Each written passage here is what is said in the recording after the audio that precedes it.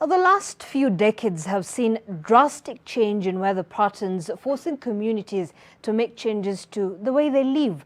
For pastoralists, living off livestock has become that much harder owing to the long drought cycles, and they've had to find ways to sustain themselves.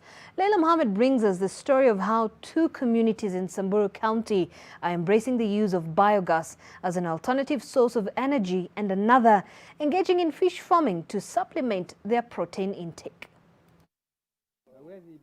The hills of Wamba, Samburu County are startling in their majesty. But in the foreground, this group is hard at work, preparing the earth, laying pipes into the ground and covering them up. This is the start of a process that will see this family light their home and prepare their food using clean energy.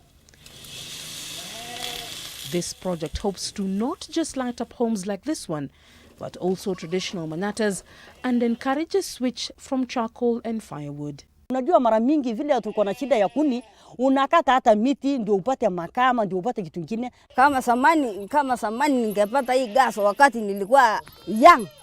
Washa niko sasa mbali. Lakini nimepata basi sasa nimeseeka. But according to the Northern Rangelands Trust, it's never too late to bring in the change that also lessens the load on the women's backs. They have plenty of cattle and goat manure, and so they have enough raw material for a biogas digester. We've then engaged the community to get their buyout, and they liked it. They like the idea of alternative options because they realize that harvesting more wood in the forest is not sustainable. So many people in Kenya still cook with wood, and even worse with charcoal. Is not only bad for the environment and for the climate, because the trees are very important for the CO2 absorption, but also it is very bad for the health of the individuals who are standing in the smoke.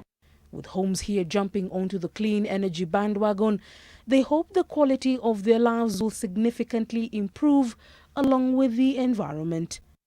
In another part of Samburu County in Maralal, 2 ponds are tucked